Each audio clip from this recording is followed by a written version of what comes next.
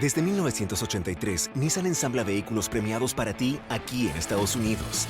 Y este verano, estamos comprometidos a mantener nuestra línea accesible y libre de nuevos aranceles. Es por eso que bajamos el MSRP en nuestro más vendido Rogue y Pathfinder. Para que puedas tener el auto que quieres al precio que quieres, sabiendo que Nissan está aquí para ti. Por tiempo limitado hasta agotar existencias, ensamblados con partes importadas y de Estados Unidos. Radio Amplitud. Sonidos de la Vía Láctea. Amigas y amigos, bienvenidos de nuevo a Radio Amplitud, a nuestro podcast número 9, Guerrilleros de Campamento Fijo, que es el capítulo 3 de la tercera parte de Memorias de Amor y de Guerra, que es la autobiografía de Rafael Rosal Paz y Paz. Pues mucho gusto, como siempre, pues luego de que escuchen el capítulo del sonolibro, pues regresaremos aquí para comentar y profundizar en lo que sea el día de hoy.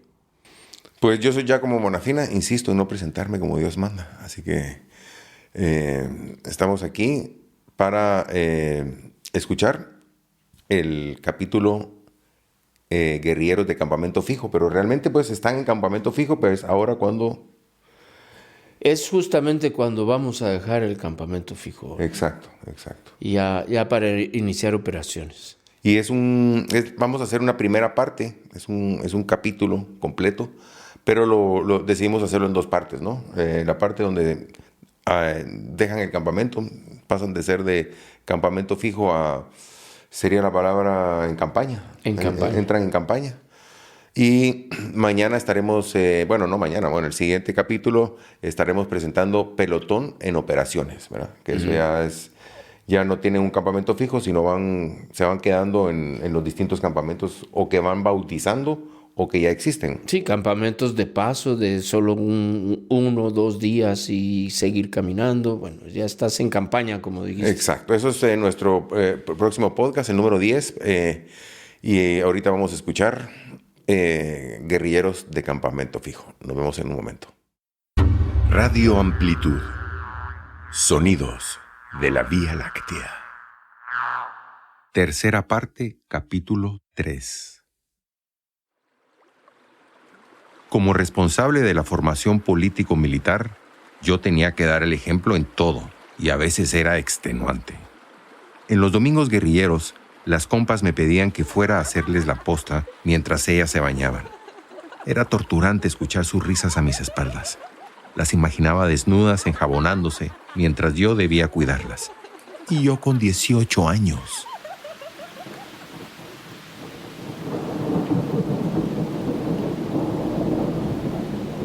En una ocasión salimos Julita y yo en misión. Era algo muy sencillo: ir a la casa de Diego y entregar un correo.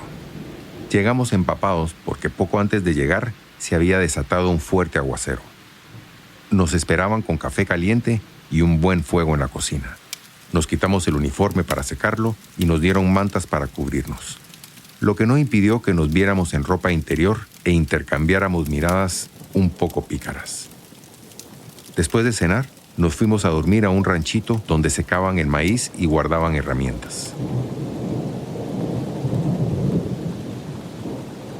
A través de las cañas de las paredes podíamos ver los resplandores de los rayos, mientras contábamos los segundos hasta escuchar los truenos y calcular su distancia. Esto nos sirvió para no pensar en el latente deseo mutuo, y finalmente nos quedamos dormidos. A las 4 de la mañana, ya pasada la tormenta, Diego nos despertó para que iniciáramos nuestro regreso al campamento.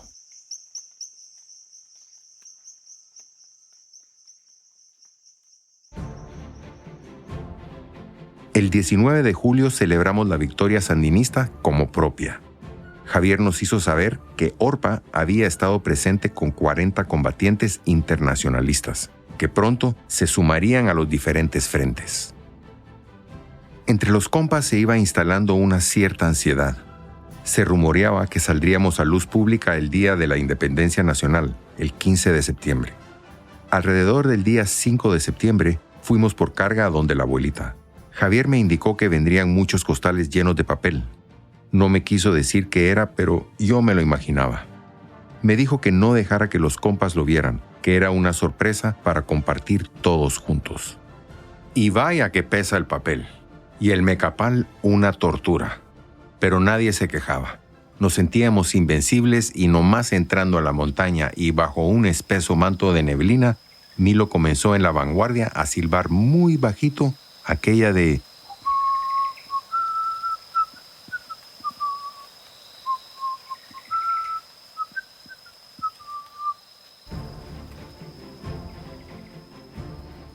Llegamos al campamento empapados en sudor y sacando vapor por la espalda como siempre.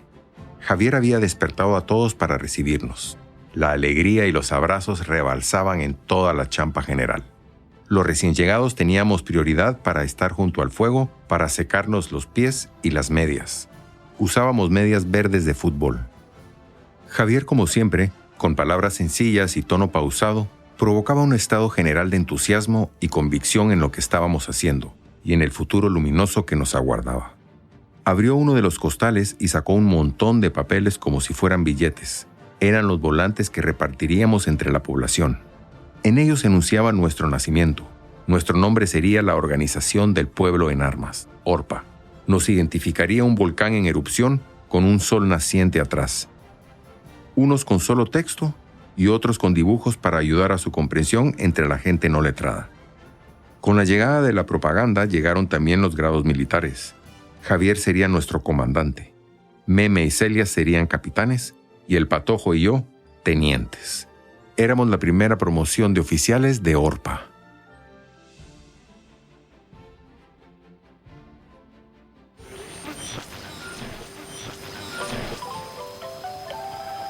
Alguien encendió la radio y una marimba comenzó a sonar. Era mi primer baile en la montaña. Ahí nos fuimos rotando con las compas, pero también disfrutamos del baile en parejas de hombres con hombres y mujeres con mujeres, compartiendo la alegría del momento. Nicolachón y Nicolásito se pusieron a bailar y me iban diciendo, este es el paso del mono, este es del venado, este es el del león. Y a mí, que siempre se me ha dado lo del baile, pues pronto éramos 3 bailando sincronizadamente. Los compas hicieron un círculo alrededor entre risas y aplausos reprimidos para no hacer bulla. La naturaleza respondió con un trueno ensordecedor, dando paso a chorros de agua cayendo desde el cielo. El follaje de los árboles siempre retrasa un poco la llegada del agua hasta el suelo, lo que nos dio tiempo para despedirnos e irnos todos a nuestras posiciones. Los que habíamos ido a traer carga no hacíamos posta y no teníamos que despertarnos para ir al campito de entrenamiento. A ponerse el uniforme seco y cambiar de medias a esos pies que ya comenzaban a dar muestras de hongos por más que me los cuidara. Estaba terminantemente prohibido dormir sin botas. Quitarles el lodo podía llevarte hasta unos 10 minutos. No hacerlo equivalía a no poder dormir por el frío en los pies. Al día siguiente comenzamos a desmontar el campamento. Borrar nuestra presencia por casi un año era imposible, pero había tareas por hacer. Buzones para todo lo que no podríamos llevar en campaña, cerrar los hoyos de basura y letrina, destruir el campo de obstáculos y el polígono, borrar el camino principal de acceso y muchas cosas más. Pronto comenzarían los años más duros de mi vida guerrillera. La etapa de hostilidades debería llevarnos a un crecimiento militar. Del muerde y huye guerrillero, pasaríamos a conformar un ejército popular hasta que la correlación de fuerzas y la coyuntura política nos favoreciera y nos permitiera lanzarnos a la ofensiva final, apoyados por las masas populares mediante una huelga general que nos conduciría al día de la victoria final.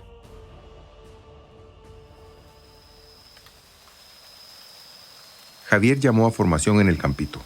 La neblina aún no se había levantado y fuimos apareciendo con nuestras pesadas mochilas a la espalda, ya con el campamento levantado y listos a iniciar las hostilidades contra el ejército represor.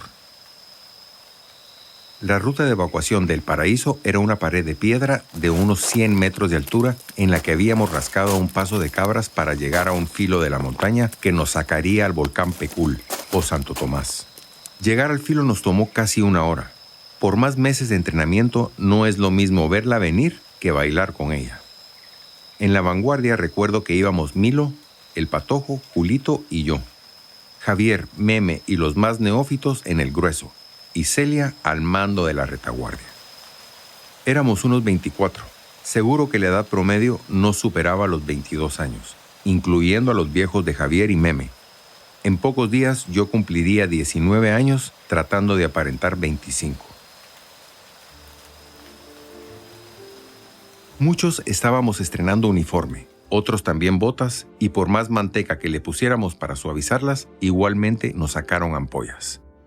Nuestro armamento parecía un muestrario casi de museo. Javier iba con una carabina 30, lo mejor que teníamos.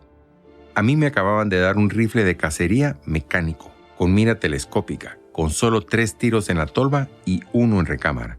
Dizque porque tenía muy buen pulso como francotirador. Bastantes escopetas y un par de subametralladoras del tiempo de María Castaña. La única granada del pelotón la llevaba yo, que había dado pruebas fehacientes en Cuba de ser un pésimo lanzador de las mismas.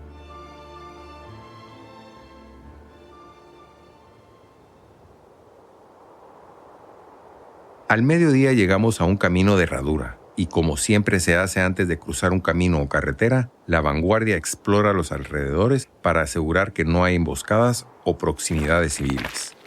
Cruzamos sin inconveniente, pero ya con la tropa cansada y con hambre. Caminamos un par de horas más y Javier pasó la voz para que buscáramos un lugar con matorrales donde ocultarnos para comer y descansar.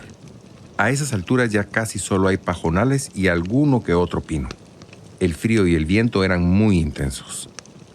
Tomamos posiciones y el encargado de abastos ordenó una lata de sardinas entre 2 y una de leche condensada entre 4. Parecíamos caracoles con la caza a cuestas. Pasar de ser guerrilleros de campamento fijo a pelotón en operaciones no iba a ser fácil. Javier mandó a buscar un lugar para abrir un buzón y dejar todo el lastre que nos estaba impidiendo avanzar al ritmo necesario. Nuestro destino estaba compartimentado. Incluso yo, siendo oficial, no sabía a dónde íbamos y cuál sería nuestra próxima acción. Milo, el Patojo y Julito habían sido los encargados de explorar la ruta y me aseguraron que nos había tomado 6 horas lo que a ellos habían hecho en 1. Quedarnos a dormir en ese lugar era muy peligroso. A ese paso nos tomaría al menos otras 4 horas para llegar al bosque en el que debíamos pasar la noche. Afortunadamente, el manto protector de la neblina comenzó a bajar. Se decidió que todos dejáramos la mitad de las latas que llevábamos. Luego, se mandaría una patrulla para recuperarlas. Javier, envuelto en su chamarra, parecía entre la neblina un dios maya de la guerra. Pasando la voz nos pidió que nos juntáramos todos alrededor de él. Bajito, nos comenzó a decir: el guerrillero no tiene casa ni destino, sino que su vida es el camino y no pararemos de caminar hasta ver a nuestro pueblo liberado de toda discriminación y explotación.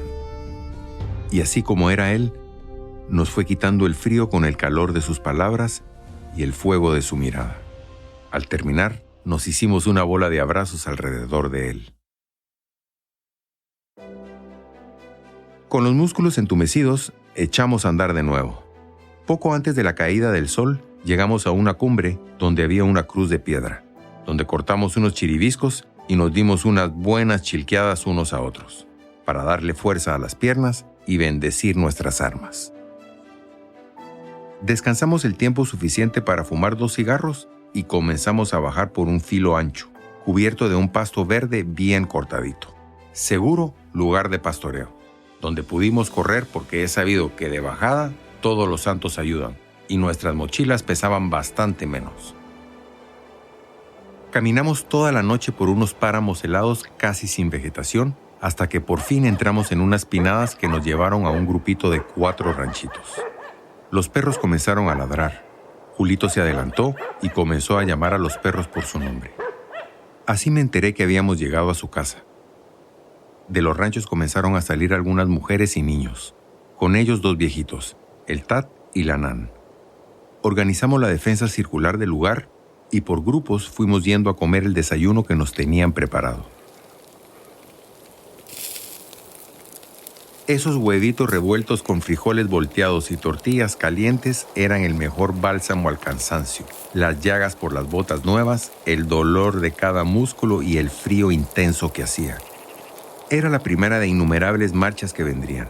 No hay marcha fácil, ni cuando es sin mochila, bien comido, dormido y sin lluvia, porque cada paso que se da en la guerrilla está marcado por las 3 leyes básicas que la rigen: vigilancia constante, desconfianza constante y movilidad constante. Estando ya comidos, el Tata nos llevó a una colina como a 15 minutos de las casas, donde pudimos organizar un campamento temporal. Pasaríamos ahí unos días en lo que las exploraciones buscarían la mejor ruta cómo cruzar entre las aldeas de San Miguelito y Guineales, para entrar en una montaña más grande que nos permitiera dirigirnos hacia la costa sin ser detectados. Al par de días, ya conociendo a todos los miembros de la familia de Julito por su nombre, el Tata, que hablaba muy poco español, nos llevó a Javier y a mí a un filo de la montaña donde se podía ver un profundo acantilado.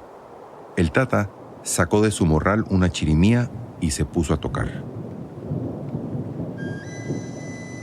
El eco, la luz del ocaso, los relámpagos en la distancia,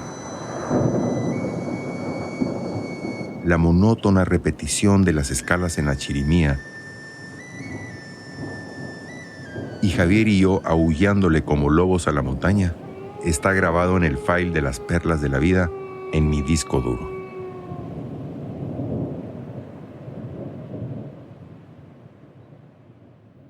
Radio Amplitud. Sonidos de la Vía Láctea. Bueno, pues estamos de vuelta. Yo soy Giacomo Bonafina. Y Rafael Rosal.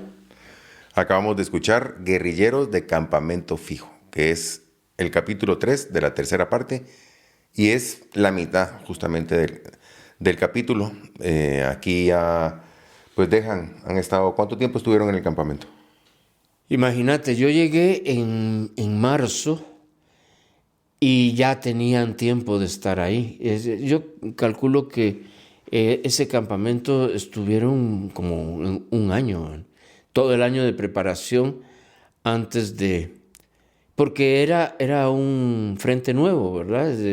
El frente original estaba en el volcán Tajumulco, que era el frente 1, pero ya vimos pues que Luis Xixmatá muere junto con Esteban en el podcast anterior, ¿verdad? Y se convierte en el Frente Luis Xixmatá. Y se convierte en el Frente Luis Xixmatá. Y nosotros somos el Frente 2, que era como el Frente Nuevo, ahí en el área de Sunil hasta el lago Atitlán. Y bueno, antes de moverse, los mandan con Julita. ¿Verdad? Julita se llama la chica con la que te mandan, ¿o estoy mal? Sí. ¿Donde la abuelita? No, ya no. ¿Donde Diego? Ya donde Diego, porque Diego vivía casi en la entrada de la montaña, ¿verdad? Entonces, y Diego... Lo habías incorporado vos, hacía un par de capítulos, creo yo, ¿no? ¿No lo incorporaste vos, no? No, al contrario, explico que Diego fue la primera incorporación que hizo Javier. Javier, es cierto. Javier... Con un cigarro. Con un cigarro. Es cierto. En una camioneta compartieron el único cigarro que tenía Javier. Y por eso le pusieron así. Y lo incorporó, ¿verdad? Y por eso le pusieron a toda la zona del Frente 2, es la zona del cigarro, ¿verdad? Ya, entonces te vas, los mandan con Julita. Sí, solo era una actividad rutinaria, pero digamos que primera vez que yo iba solo con una chica. Pero era rutinaria, pero a lo que iban tampoco era muy rutinario, digamos. No, pues era ir a dejar un correo porque Diego era el correo que lo llevaba hasta la capital, por decirte. ¿Ah? Entonces era muy rápido, pero importante, ¿verdad? Las comunicaciones, otra vez por no tener radios de comunicación militar propios, ¿verdad? Pues ahí inventando, y muchos compañeros cayeron en eso de siendo correos, ¿verdad? Peligroso. ¿Y de vuelta llevaron algo? No, era ir a entregar el correo y que se lo llevara Diego a la capital, ¿verdad? Ok, nada, no recogían nada, no aprovechaban. No. A veces no siempre íbamos por comida, ¿verdad? A veces se hacían otras cosas como esas, como ir a dejar los correos. Y eran los momentitos también, como lo explicas ahí, donde también eras joven, ¿verdad? Tenías deseos carnales, de repente entre ustedes, tal vez yo sé que no se promovía, pasaba, pero tal vez vos también tratabas de mantener, digamos, el rigor. Sí, yo nunca tuve novia guerrillera, ¿verdad? Aunque ganas no me faltaron, pero es lo que decía que me tocaba, ¿verdad? Ser como el ejemplo, porque era el que les enseñaba formación política, alfabetización y además entrenamiento militar.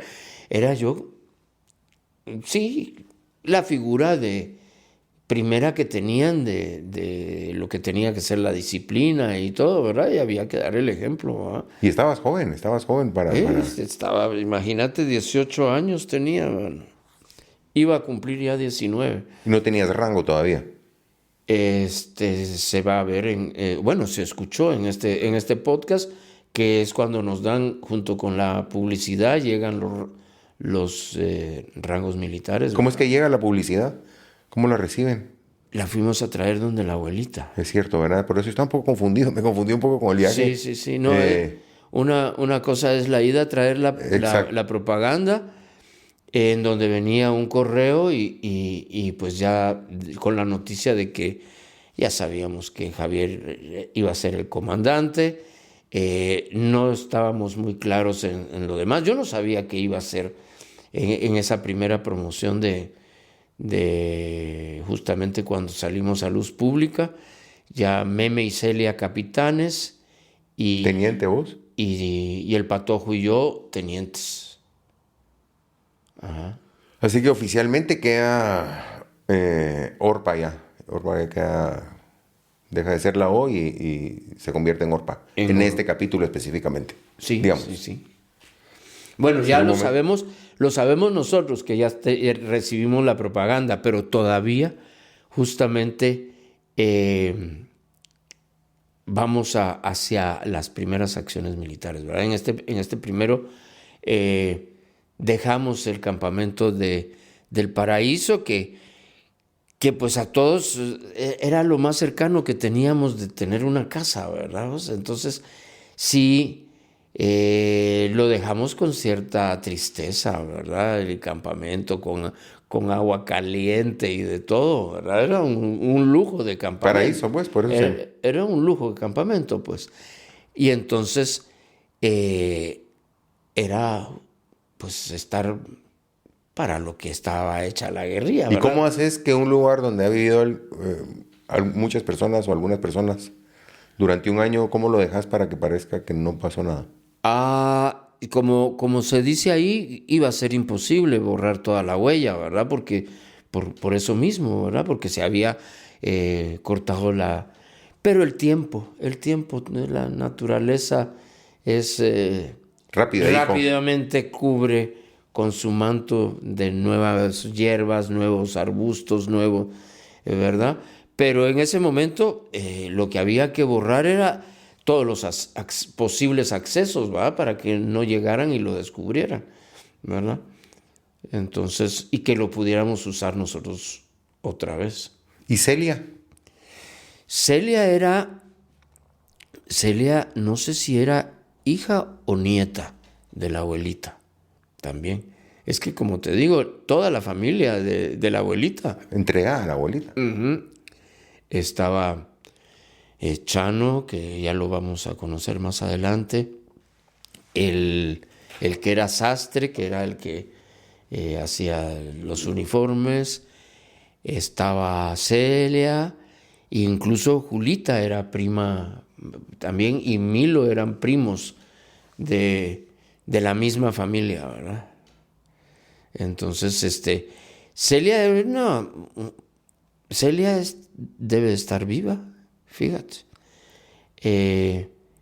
Y ya tenía tiempo de estar en la montaña, entonces era normal que a ella le dieran un rango le arriba. dieran un rango ya de capitana, ¿verdad? Y una compañera muy seria, yo me recuerdo, sí se reía, pero no mucho.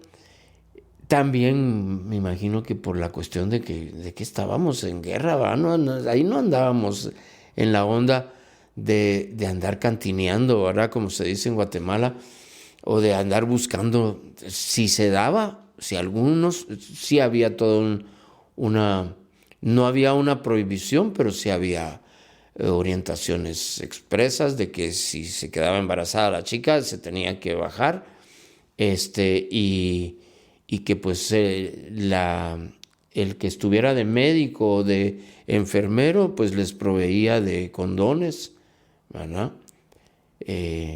A los que pudieran haber, pero en este primer pelotón que salimos no había todavía ninguna parejita así oficial. Y digamos, cuando empezás ya te vas en campaña, algo que es, por lo que he escuchado y hemos conversado, que se convierte en importante son los pies, porque empiezan a molestarte, ¿no? Se te empiezan a llenar de hongos, la humedad. Sí. Incluso tenés que dormir, ¿cómo era? Para dormir tenés que dormir con las botas puestas, por si tenés que salir corriendo. Sí. O sea, tenés que tener tenés que cuidarlo de una forma. Si se encontrábamos a alguien que había dormido sin botas, recibía una sanción, ¿verdad? Y la sanción podía ser que doble posta o se buscaba algún tipo de forma pero en general toda la gente era disciplinada, porque si en lo que te pones las botas ya te mataron, ¿verdad? Si hay una... Y no puedes salir sin botas, pues. Sí, y entonces... ¿Y cómo te cuidabas en la noche? ¿Qué hacías para asegurarte que... Ya ves que las botas tienen sus como canalitos, ¿verdad? Pues esos había que sacarles el lodo, ¿verdad? Porque el lodo está frío, ¿verdad? Se enfría por la noche, ¿verdad? Y entonces, si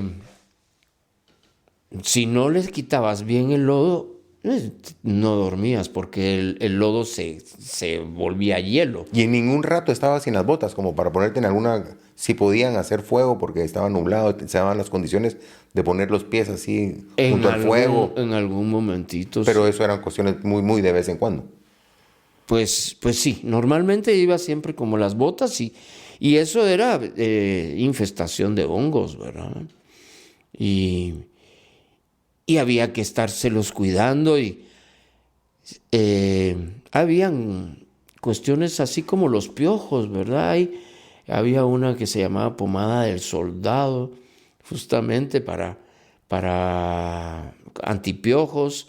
Y había cuestiones del ejército también, porque es cuestión de los ejércitos, de las botas y eso, que unos talcos que te quemaban de una vez, pero que te secaban los pies. Sí, es un punto clave, digamos, obviamente, porque estás caminando además, todo el tiempo. El guerrillero que es con lo que dice ahí, ¿verdad? Es movilidad constante, ¿verdad? Entonces, tus pies son tu salvavidas. Eso quería hablar, movilidad constante. Hay tres. Desconfianza constante, vigilancia constante y movilidad constante, ¿verdad? Esas son tres cosas básicas que son ley de la guerrilla, ¿verdad? En cualquier manual guerrillero lo vas a encontrar, ¿verdad? Y porque, pues, estás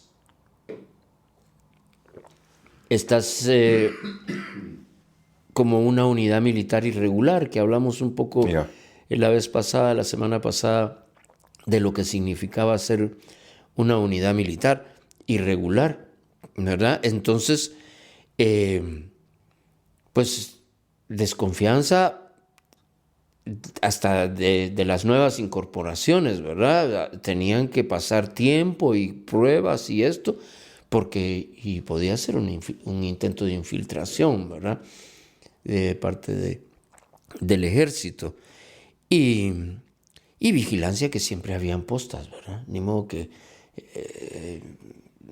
aquí no hagamos, no pongamos postas. Y duermen ¿verdad? tranquilos todos. No, entonces todo siempre vigilancia, ¿verdad? Guardias y vida militar, ¿verdad? ¿Y la edad promedio entre todo el campamento, digamos, los que estaban ahí? Ay, chaviza, ¿verdad, mano? Yo iba a cumplir 19 y la gran mayoría estaría entre los 18 y los 23 años, por ahí, ¿verdad? Y mira, el armamento, no era medio la tropa loca, una cosa así, ¿no? Pues sí, era... lo que pasa es que como era la que teníamos, ni modo que nos íbamos yo sé. a reír de eso, pero visto así Y con el tiempo, digamos, ¿no? Es que sí, qué huevos, pues. Sí, ¿verdad? Literal, o sea, irte a la montaña con ese armamento, 25 pelones, sí... Pues no sé, sí es un poco de humor negro, digamos. A ver, viéndolo de lejos y no estando ahí, por supuesto. No, imagínate, y yo en la vanguardia, que es la que primero choca con la primera que choca con el ejército si hay problema, es la vanguardia, ¿verdad? Y yo tenía 3 tiros y uno en recámara, 4 tiros, mano, y un rifle con mira telescópica. ¿Qué vas a...? Y lo que necesitas en la vanguardia es una ametralladora, un ¿no? AKM o un M10 para poder echar una lluvia de fuego en caso de necesidad. Pero con eso teníamos, man. Es que ni modo. Pero bueno, pues es que también lo decís ahí. Estás esperando que en el proceso se unan. No, y cuando lleguen a la ciudad sean miles, digamos. Y que crezcan y que el armamento sea realmente armamento militar. Claro, eso es después, pero lo que justifica que vos te sientas seguro con ese armamento de tropa loca, digamos, ¿verdad? Es el hecho que sabes que en algún momento se te empieza a unir y sí va a llegar otro armamento, pero uno viéndolo de afuera, pues, o sea, yo sí pienso así, qué huevos, o sea, qué huevudos. O sea, más allá de la ideología, o que podamos hablar de política, o lo que sea, a nivel individual, sí tienes que tener unas grandes pelotas, ¿no? Pues sí, no era fácil. ¿Para qué te voy a decir? Yo si volviera a tener 15 años y con la experiencia de ahora, yo creo que sí hubiera hecho las cosas diferentes, ¿verdad? Y una vez entras en marcha, ¿cómo es la cosa? Que sabes que no vas a parar. Pues es justamente... Y no sabes dónde vas tampoco. No, eso es lo más difícil de andar siempre en campaña, ¿verdad? O sea, ahí sí no tenés ni casa, ni a dónde regresar, ni...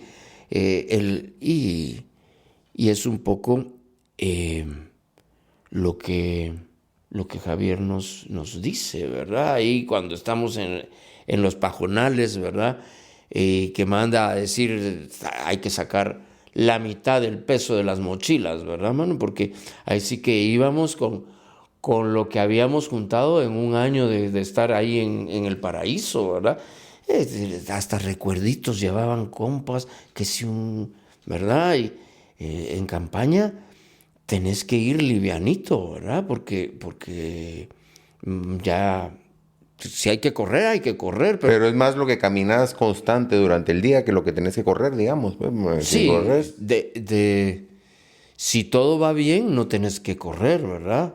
Pero nadie te garantiza de que no pueda haber un choque imprevisto con el ejército, ¿verdad? Y ahí el resto vas caminando todo el día y ese peso va sumando cada paso, ¿no? Porque te vas cansando. Sí, de aquello de que parece que le pusieran piedras a tu mochila, ¿verdad? Después de 3, 4 horas de estar en marcha. Y ahí muriéndote del hambre, paraban y comían ¿qué?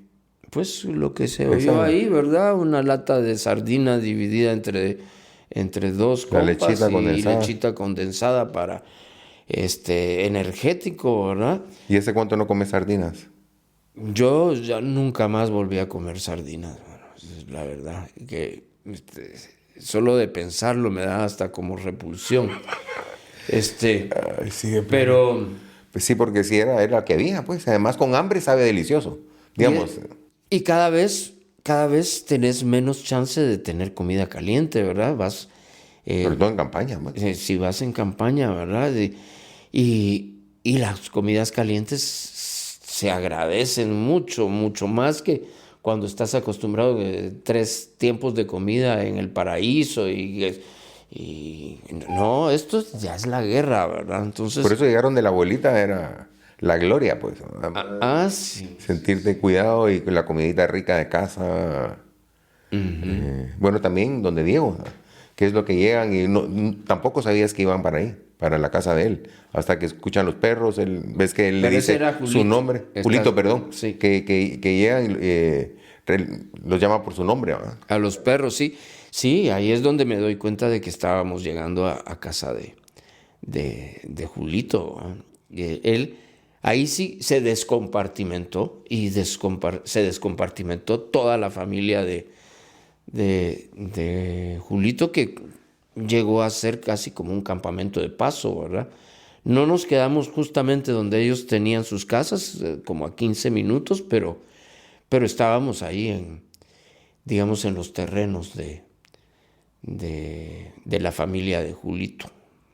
Y mira, para terminar, porque es muy, muy, muy interesante. Podría preguntarte por horas. Hablemos del Tat y la Nan, tanto en esa familia como en las comunidades. O sea, el significado de la figura del Tat y de la Nan, ¿no? Es que van más allá de los abuelos, digamos, de ser un abuelo común y corriente. Pues estos, un poco al igual que el papá de Jeremías y de Juanito, ¿verdad? O sea, el Tat y la Nana sabían de que Su familia de que completa. su familia era la guerrilla, ¿verdad? O sea, estaban todos, de que si las esposas no estaban porque tenían bebés y tenían niños, qué sé yo, pero todos los hombres de esa familia que podían se subieron a la montaña, ¿verdad? Y entonces sí, ahí me pongo el caso de que ya cuando ya nos conocía un poco más el Tata, ¿verdad? Nos llama a Javier y a mí para enseñarnos un lugar que para él era como sagrado, ¿verdad? Que era donde él tocaba la chirimía, que era así como en un gran barranco, entonces se oía el eco de la chirimía. Qué hermoso. Y Además lo sacó, véngase, vamos. sí, vamos, sí. Y como no hablaba mucho español, ¿verdad? Castilla, como le dicen en el campo. Como no hablaba Castilla, fue así como que... ¿Qué idioma hablaban ellos en esa zona? ¿Recordás, no? Quiché. ¿Y aprendiste algo? Sí, algunas cositas, lo indispensable, como que si han visto al ejército, que si tengo hambre, que si me duele la panza, Kashnupam, quiere decir me duele la panza, Sakarik Nan, Sakarik Tat, Sakarik es buenos días, ¿verdad? Sí, alguito, las cosas básicas se aprende. Sí, sí, es que Guatemala es tan profunda en todo sentido, ¿verdad? Vos, hay tanto que uno nunca jamás va a llegar. Y sí, se me están viniendo otras, ¿verdad? Tuxtlan Uts es dormí bien, dormite bien, descansá, algo así, ¿verdad?